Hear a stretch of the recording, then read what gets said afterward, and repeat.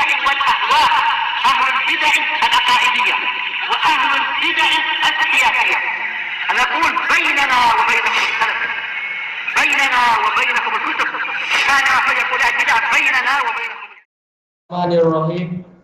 Kita lanjutkan pembahasan dari Riyadhus Shalihin.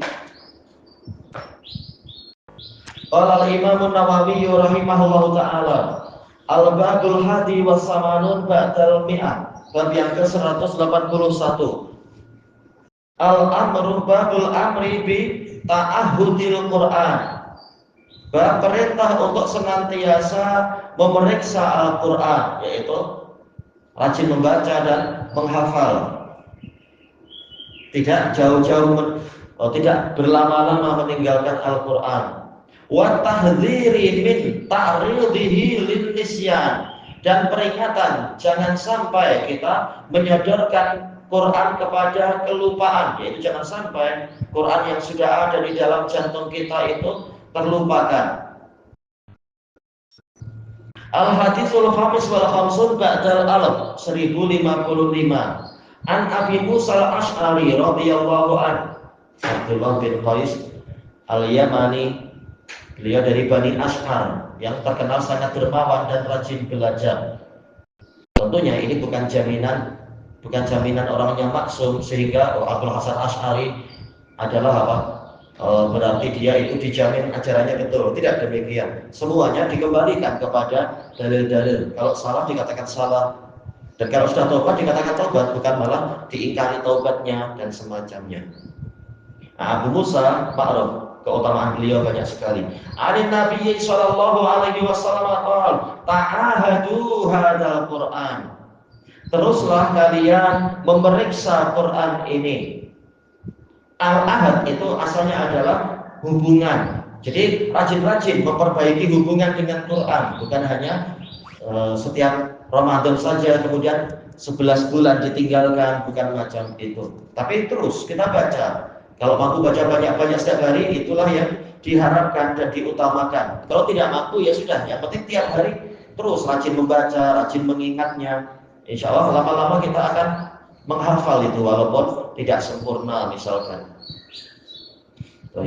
Fawalladzi nafsu Muhammadin biyadi, maka demi zat yang jiwa Muhammad ada di tangannya, lahuwa asyadu tafallutan, sungguh Al-Quran itu lebih cepat melepaskan diri minal ibili fi uquliha, daripada unta yang ada di ikatannya. Muttafaqun alaih. Di sini Rasulullah SAW memberikan perintah, dan asal dari perintah adalah wajib. Cuma Nabi tidak membatasi sekian, minimal sekian, tidak demikian. Sibuk apa kamu? Baik.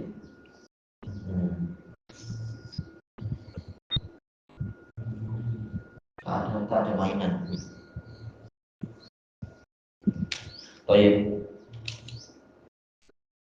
Kemudian berarti perintahnya adalah apa? Al-mu'ahadah, yaitu rajin-rajin memperbaiki hubungan dengan Al-Quran dengan cara rajin-rajin membacanya. Kalau kita hafal, alhamdulillah, sambil memandu atau sambil cuci baju kalau tidak di dalam bilik air, atau sambil berjalan kemana, atau mungkin sambil berniaga, kita pegang mushaf sambil menunggu customer misalkan, atau yang bercocok tanam di kebun atau di sawah. Nah, sambil melakukan itu, mulutnya rajin baca Quran, diulang-ulang bacaannya itu, dan seterusnya. Kemudian setelah Nabi SAW menyebutkan itu, sampai beliau bersumpah, menunjukkan jawazul halif qabla ayyustahlaf, bolehnya bersumpah sebelum dituntut sumpah. Tujuannya adalah litakidil kalam, untuk menguatkan pembicaraan. Dan hadis ini menunjukkan bahwasanya Allah Ta'ala punya tangan. Baknya di sini bak dzarfiyah, bukan bak isti'anah, bukan bak musahabah, bukan bak tab'idiyah, bukan bak sababiyah. Baknya bak mudhor, yaitu apa? Bak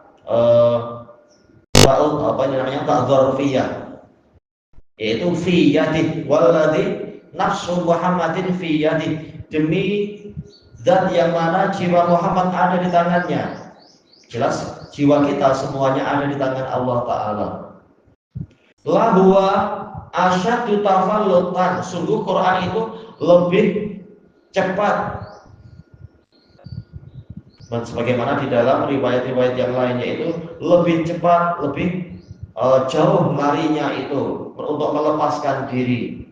Minal ibil, daripada unta fi uquliha, yang ada di dalam ikatannya. Kalau tidak diikat baik-baik, unta akan lepas dan dia lari sangat cepat. Orang susah untuk menangkapnya. Walaupun orangnya orang dewasa seperti yang nampak di Damas waktu itu, padahal kakinya diikat, tapi masih mampu untuk jalan. Itu pun masih banyak orang takut mendekat. Unta besar macam itu.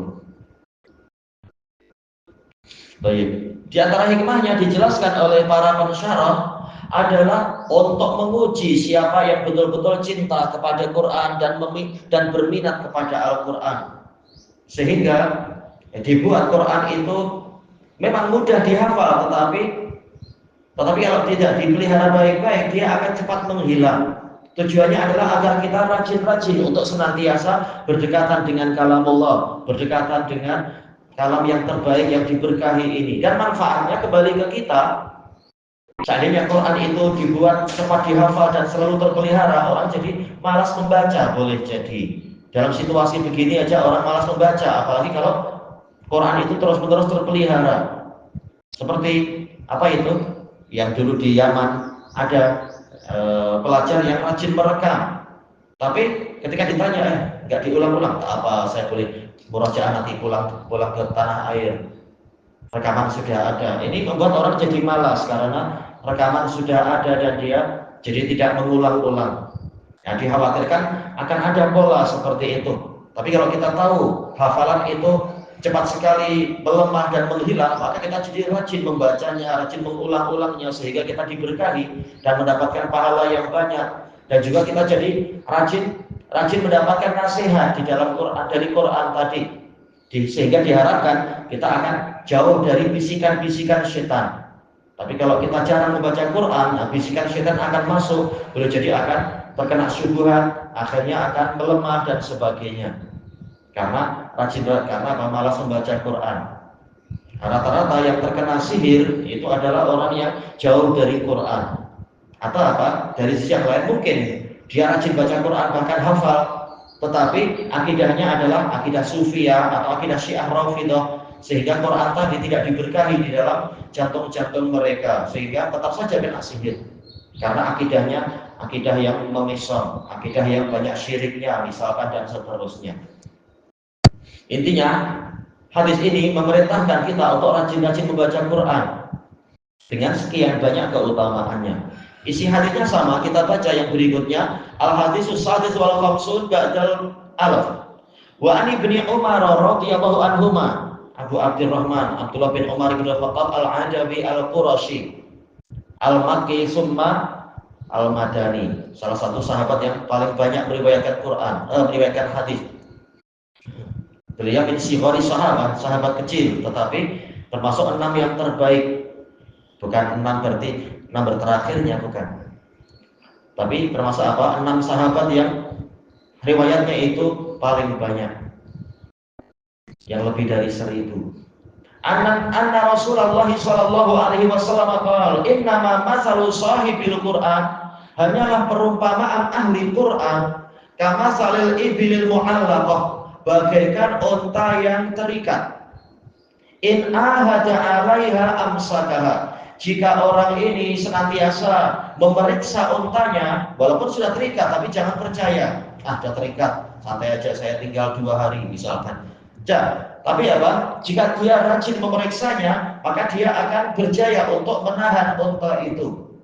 Wa in atlaqaha, tetapi kalau dia melepaskannya, zahabat, maka untanya akan pergi. Ya jangan percaya ini unta ini sudah jinak.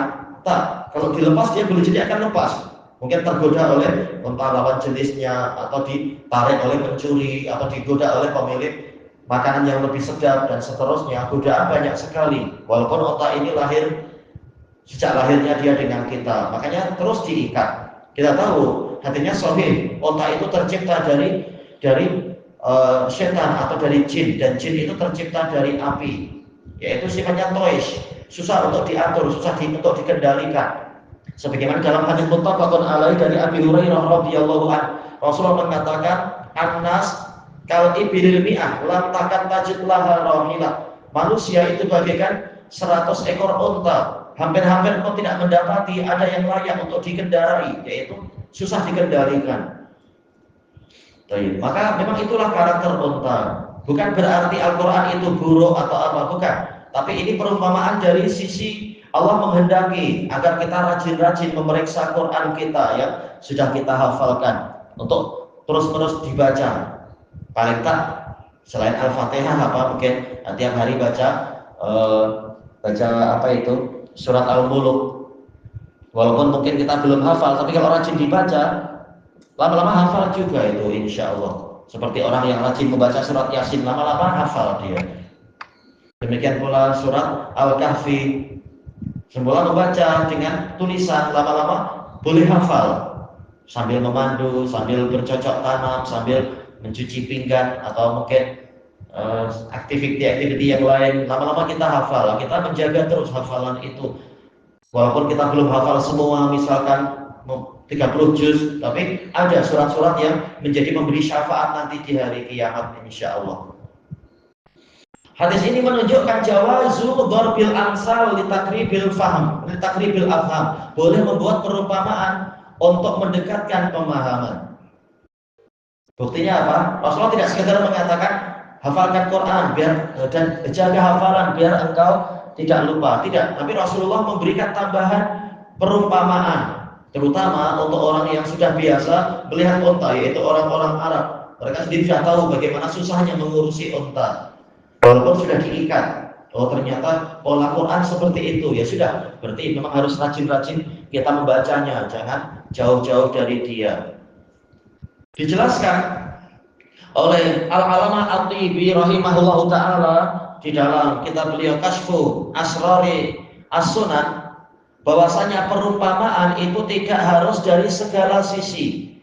Bukan berarti Quran ketika diserupakan dengan unta berarti dari segalanya, yaitu dia berarti makhluk, bukan. Atau dia tercipta dari api, oh bukan.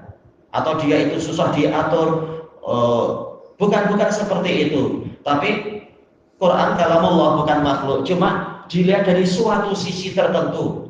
Walaupun kita sudah mengikatnya, sudah pernah menghafalnya, dan menghafal Quran secara umum mudah, yang sudah surat-surat ayat-ayat baru ya, yaitu apa? Allah Ta'ala mengatakan walaqad yassarnal Qur'ana lidzikr. Sungguh kami telah memudahkan Quran untuk diingat, menurut salah satu penafsiran. Fahal min muddakir, adakah yang mau mengambil pelajaran? Satu ayat mudah dihafal, ayat 2 mudah dihafal, ayat 3 mudah. Tapi kalau tidak diulang-ulang, boleh jadi rangkaian 3 ayat, kita lupa, oh habis ini apa ya. Baik, cuma dari sisi itu, bukan karena Quran itu seperti unta dari segala sisinya, bukan. Tapi dari sisi yang itu saja, yaitu kalau tidak sering diulang-ulang, maka akan terlupakan. Dijelaskan juga oleh Imam Ibnul Qayyim rahimahullahu ta'ala, kalau tak salah Anda mendapatkan itu di dalam I'lamul Muwaqqi'in, perumpamaan itu cukup dari suatu sisi, tidak harus dari segala sisi. Sebagaimana telah kita lewati, yang mana Rasulullah SAW menyebutkan perumpamaan orang mukmin yang tidak membaca Quran bagaikan kurma, bukan berarti dari segala sisi, tapi dari sisi yang Rasulullah sebutkan, yaitu ta'muha hulwun wa rihalaha.